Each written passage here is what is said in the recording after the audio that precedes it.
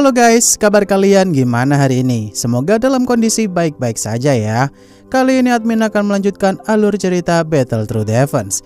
Jika kalian lupa dengan episode sebelumnya, bisa cek di kolom playlist ya. Atau silahkan klik aja link alternatifnya yang telah admin sediakan di bagian atas kanan layar. Baiklah, tanpa berlama-lama lagi di opening, inilah alur cerita kelanjutannya. Setelah kemarin Xiaoyan dan kawan-kawan kesulitan untuk lanjut karena ada binatang pelahap kuno, di sini Shun'er pun menjelaskan nih, jika binatang tersebut menghisap douji apapun sebagai sumber makanan utama. Jika mereka menghancurkan dinding kristal di sana dengan serangan douji, justru malah membuat binatang tersebut makin cepat meregenerasi dinding kristal yang ada di belakang.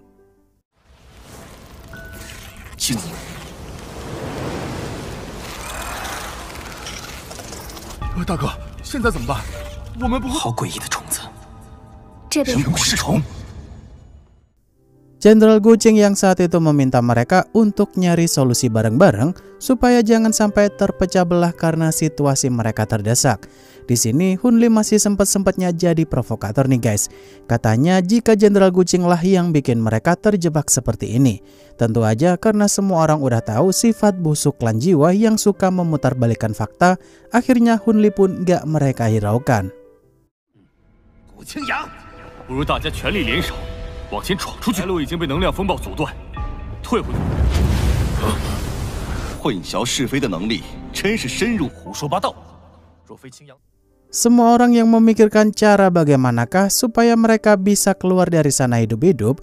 Di momen ini si Xiaoyan pun mencoba untuk membakar binatang pelahap kuno itu dengan api surgawi.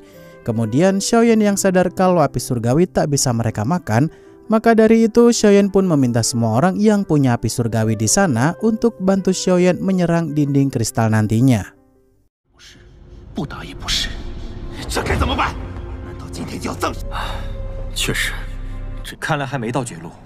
远古噬虫。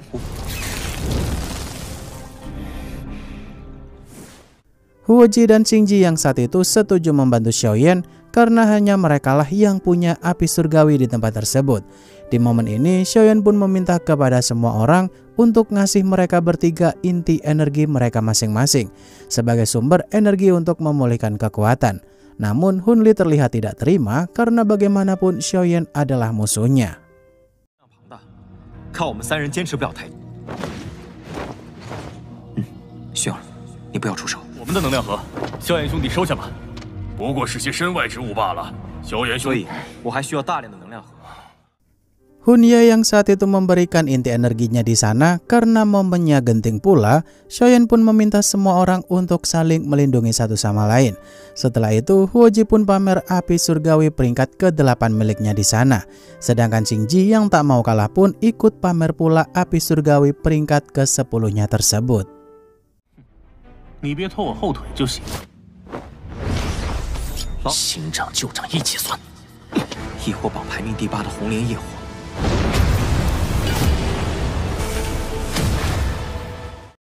Xiaoyan yang saat itu mengeluarkan api surgawinya di sana untuk ikutan pamer pula.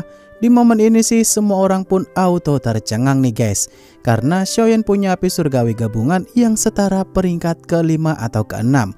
Dan ketika semua orang berkata jika mereka punya harapan untuk bisa selamat, Xiaoyan pun mulai menyerang dinding kristal di sana.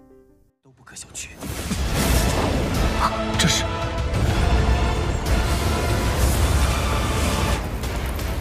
萧炎兄弟出手，某种异火融合的火焰。 Xiaoyan yang saat itu menambah jumlah kapasitas daya serang api surgawinya tersebut karena dinding kristal itu keras banget. Di momen tersebut semua orang pun dibikin panik banget nih guys. Karena binatang pelahap kuno di sana mulai memperbaiki dinding kristal yang rusak di belakang mereka. Setelah itu Xiaoyan pun memberikan serangan terkuatnya hingga akhirnya dinding kristal itu pun hancur.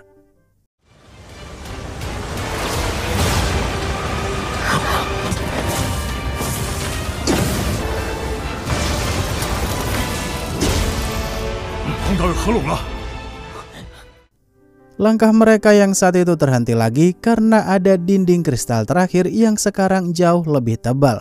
Di sini Hun Li sempat ngedumel nih guys, dan langsung dibentak Xiaoyan untuk jangan ngeluh mulu. Karena sekarang setidaknya Xiaoyan butuh inti energi tingkat 9 dari mereka masing-masing dan memberikan serangan api surgawi terkuatnya nanti.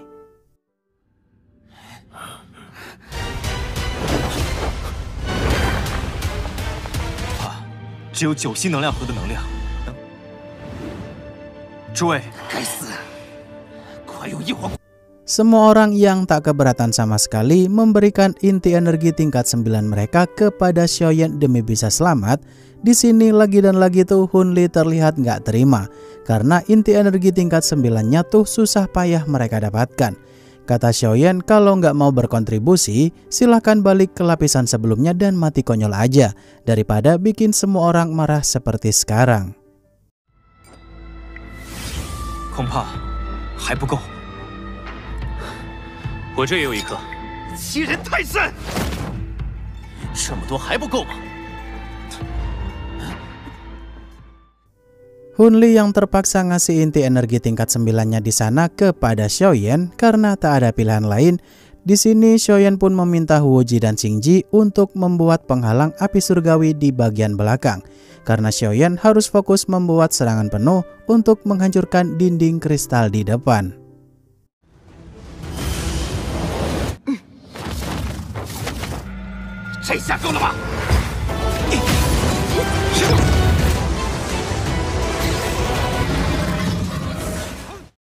Xiaoyan yang cukup kaget dengan serangannya masih belum cukup kuat untuk menghancurkan dinding kristal di sana. Di momen ini Xiaoyan pun terpaksa menggunakan semua inti energi tingkat ke-9 yang tersisa untuk melanjutkan serangan terakhir. Dan ketika dinding kristal itu berhasil dihancurkan, Xiaoyan pun dapetin sesuatu yang masih belum diketahui tanpa disadari semua orang di sana.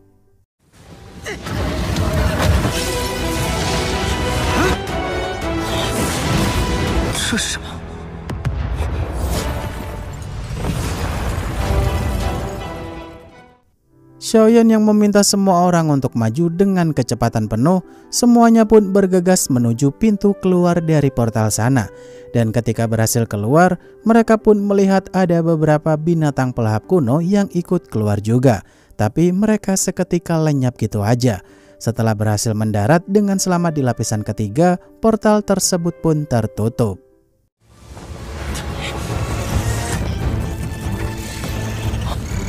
别离我太远，走！他们好像无法离开光幕。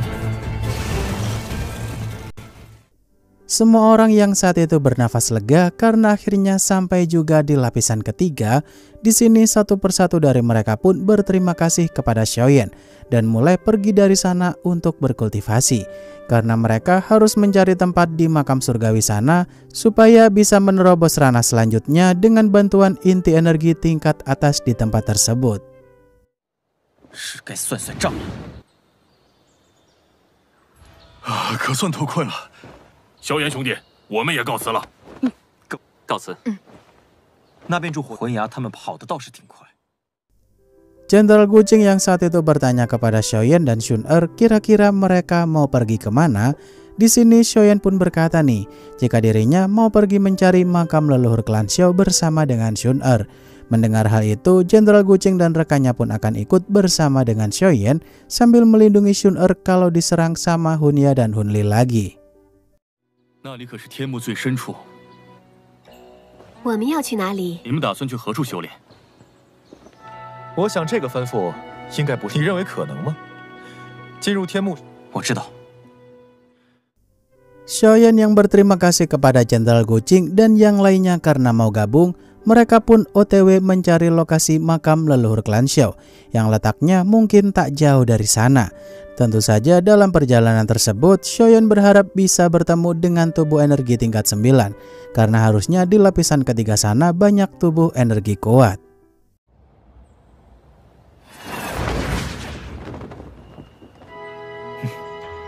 多谢诸位，木果然不是想象中的那般简单。如我所料不差，我们已经进。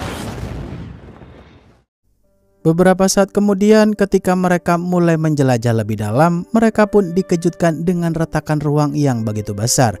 di mana retakan ruang tersebut tuh berasal dari tubuh energi tingkat Bansheng. Tentu aja Xiaoyan benar-benar nggak habis pikir kalau tubuh energi di lapisan ketiga sana malah dapat musuh yang kuatnya lebih dari dugaannya.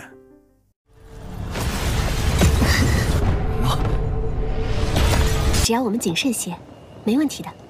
是有智慧的半圣能量体，小心！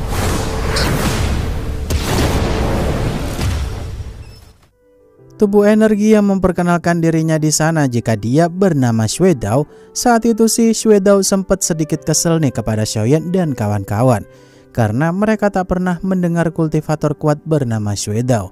Di momen ini Xiaoyan mengatur strategi dan akan jadi umpan supaya Xun Er dan yang lainnya bisa melancarkan teknik gabungan. 你们可曾听过？似乎动手前应该介绍一下，有点意思。 果然没人记得我的名号，你都不知道死了几百几千年了。 Xun Er yang meminta Jenderal Kucing dan yang lainnya untuk membentuk segel kaisar terkuat mereka di sana. Di momen itu sih Xun Er pun menyatukan semua segel kaisar teman-temannya itu untuk memberikan satu serangan kuat kepada Xuedao.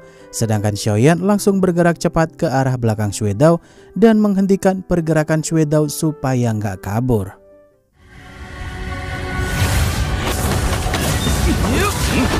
你小心。走。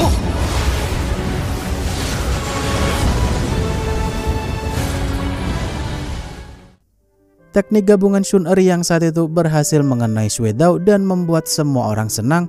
Ternyata Xuedao saat itu tuh berhasil lolos menggunakan teknik retakan ruang khusus kultivator Bansheng. Di momen ini Xiaoyan akhirnya langsung diajar Xuedao dari jarak dekat, yang mana Xun Er tak tinggal diam di sana dan langsung bantuin Xiaoyan karena dia nggak mau Ayang Beb kenapa-napa.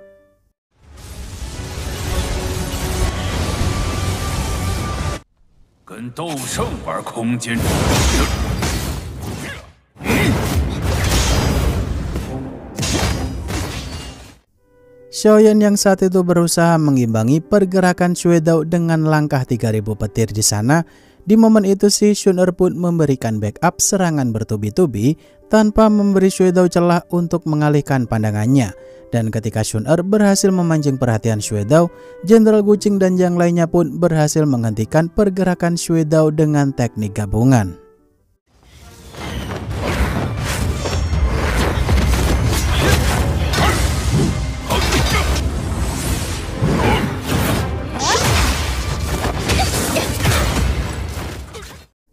Xiaoyan yang tak menyia-nyiakan kesempatan emas itu, mumpung Xuedao tak bisa bergerak, Xiaoyan saat itu langsung melancarkan serangan gelombang balok pemberat.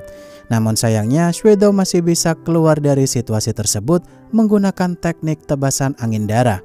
Di mana lagi dan lagi Xiaoyan dan Xun Er harus bertarung jarak dekat melawan Xuedao kembali. 巨刀乱风斩，影飞式浪切。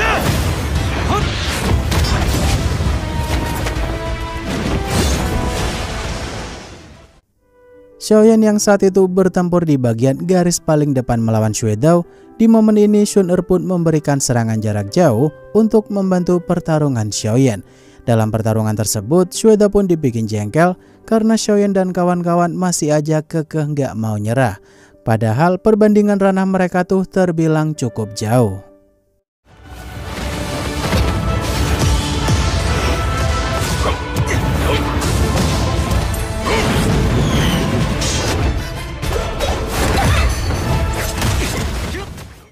Xuedao yang saat itu menghina Xiaoyan dan kawan-kawan dengan sebutan semut tak tahu diri. Di sini Xiaoyan pun marah nih akan hinaan Xuedao di sana karena ngaku-ngaku kultivator Dousheng padahal masih Bansheng. Saat itu Xiaoyan menggunakan metode perubahan api surgawi dan langsung menggunakan teknik tapak penciptaan langit.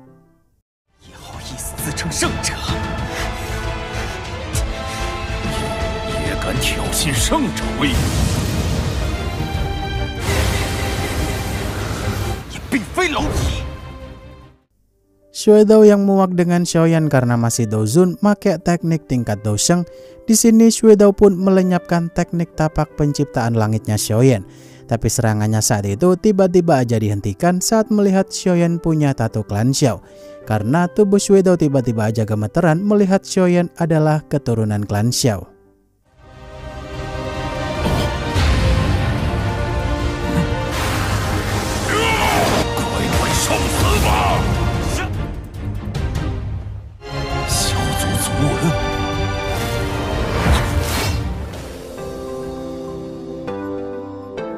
Waduh, kira-kira kenapa tuh Shu Weidao tiba-tiba aja menghentikan serangannya? Kalau penasaran, simak aja versi spoilernya yang telah admin buat ya, ada di kolom playlist. Kalau mau nunggu versi filmnya gini, silahkan tunggu episode berikutnya rilis minggu depan. Akhir kata, terima kasih untuk kalian yang udah nonton sampai akhir, dan sampai jumpa di video selanjutnya ya. Bye-bye.